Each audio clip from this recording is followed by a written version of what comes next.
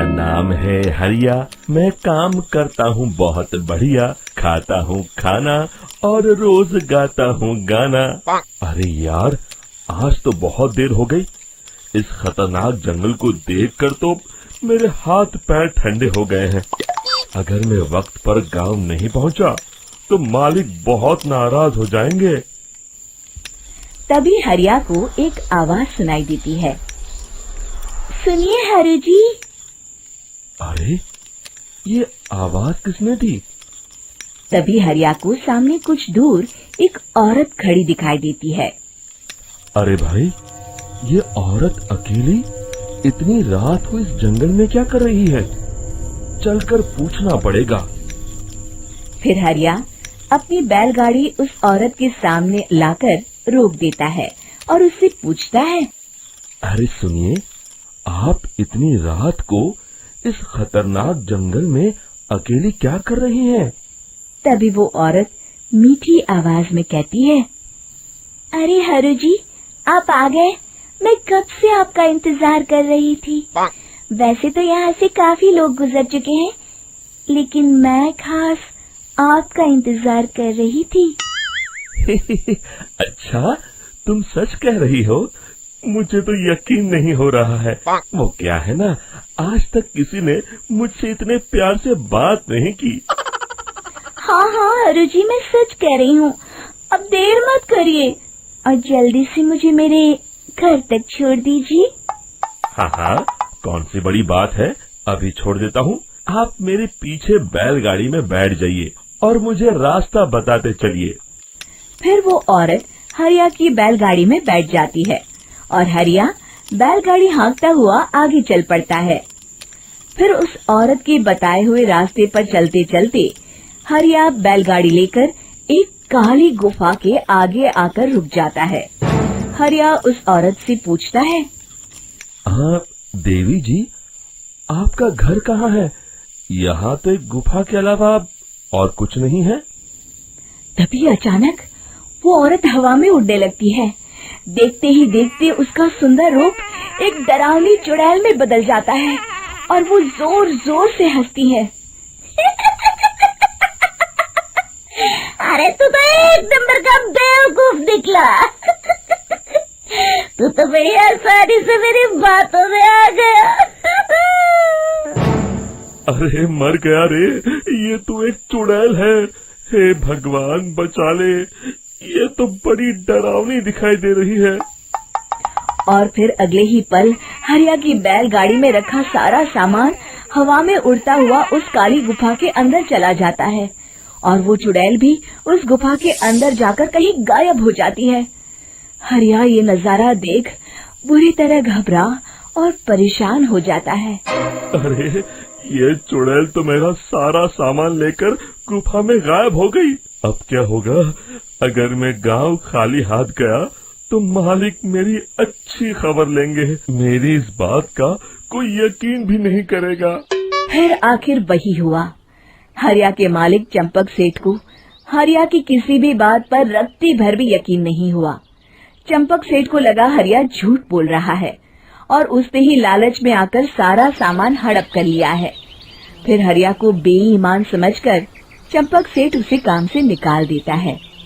अगले दिन अपनी दुकान में परेशान बैठा चंपक सेठ गुस्से में बड़बड़ाता है। अरे, दुकान में तो सामान बिल्कुल भी नहीं है। अब मुझे ही शहर जाकर सामान लाना होगा। फिर वो अपनी बैलगाड़ी लेकर शहर चला जाता है। शहर से सामान लेकर जब चंपक सेठ वापस गांव लौट रहा होता है, तभी उसे एक आवाज सुनाई देती है। चंपक जी, ओ चंपक जी। अरे, ये तो कोई मेरा नाम लेकर मुझे पुकार रहा है। फिर उस रास्ते में वही औरत खड़ी दिखाई देती है। फिर क्या था, हरिया की तरह चंपक सेठ भी उस औरत के पास अपनी बैलगाड़ी लेकर जाता है और वो भी उसकी चिकनी चुपड़ी बातों के मुंह जाल में फंस जाता है। फिर चुड़ैल उसे भी अपनी गुफा तक ले जाती है और उसका सारा सामान लेकर गुफा में गायब हो जाती है। बेचारा चंपक सेठ लाचार होकर खाली हाथ गांव लौट आता है। फिर ये उस जंगल में रोज की बात हो जाती है। जो कोई भी शहर से कुछ लेकर गांव की तरफ लौटता, वो चुड़ैल उसे बेवकूफ बनाकर उसका सारा सामान लेकर गुफा में गायब हो जाती। एक दिन हरिया एक लकड़हारे को उसी जंगल की तरफ जाते हुए देखता है। फिर हरिया उसे रोकते हुए कहता है, अरे भाई, क्यों अपनी मौत को दावत दे रहे हो? मेरी बात मानो, आगे जंगल में मत जाओ, वहाँ एक बड़ी भयानक चुड़ैल रहती है।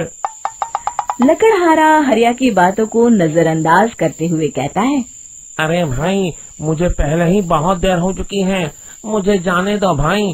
शाम तक लकड़ियाँ काट कर शहर के बाजार में बेचना है। तुम अपनी ये कहानी किसी फुर्सत में बैठे इंसान को सुनाओ, मैं तो चला। इतना कहकर लकड़हारा वहाँ से आगे जंगल की तरफ चला जाता है। फिर अगले दिन गांव के मुखिया के घर के बाहर बहुत सारे लोग जमा हो जाते हैं। तभी हाथ में कुल्हाड़ी लिए खड़ा लकड़हारा कहता है, अरे मुखिया जी, अब आप ही हमें बचाइए उस जंगल वाली चुड़ैल से। हमारा सारा काम तो शहर से ही होता है। अरे मुखिया जी, उस चुड़ैल की वजह से तो मैं पूरी तरह बर्बाद हो गया हूँ। हम सबको मिलकर उस चुड़ैल का कोई इलाज करना पड़ेगा। तभी भीड़ में खड़ा वीरा कहता है, आप लोग चिंता मत करिए, कल से वो चुड़ैल किसी को नहीं लूट पाएगी। मेरे पास एक बहुत अच्छी तरकीब है। तभी चंपक सेठ उसका मजाक उड़ाते हुए कहता है, अरे तेरा नाम वीरा है तो क्या हुआ? तूने अभी उस चुड़ैल को देखा नहीं है? जाकर अपना काम कर, बड़ा आया। तब मुखिया जी कहते हैं, नहीं चंपक सेठ, मुझे लगता है हमें इस लड़के को एक मौका देना चाहिए। फिर सभी गांव वाले मुखिया जी की बातों से सहमत हो जाते हैं और वीरा शाम को एक बैलगाड़ी में कुछ सामान लादकर उस जंगल की ओर चल देता है। वीरा, ओ वीरा, कहाँ जा रहा है? तभी वीरा मुड़ के देखता है, वही चुड़ैल एक औरत के रूप में खड़ी है। अरे बहन जी, मैं आपको ही ढूंढ रहा था। देखिए, मैं आपके लिए क्या लाया हूँ। अरे वाह, तो खुद मेरे लिए इतना सामान लाया है। तू ही अकेला गांव में समझदार है। जरा देखो, मैं भी खोल के, बड़े भूख लगी है। जैसे ही चुड़ैल उस सामान पर से कपड़ा हटाती है, एक भगवान शिव की तेज रोशनी उसके अंदर मूर्ति से निकलती है और चुड़ैल अपने असली रूप में आकर जलने लगती है। अरे मैं जल रही हूँ, बचाओ! बचाओ! ओम नमः शिवाय, मर गई मैं! देखते ही देखते वो चुड़ैल राख के साथ उड़ जाती है और सभी गांव वाले भी वहां आ जाते हैं। शिक्षा बुराई पे सदा अच्छाई की ही जीत होती है।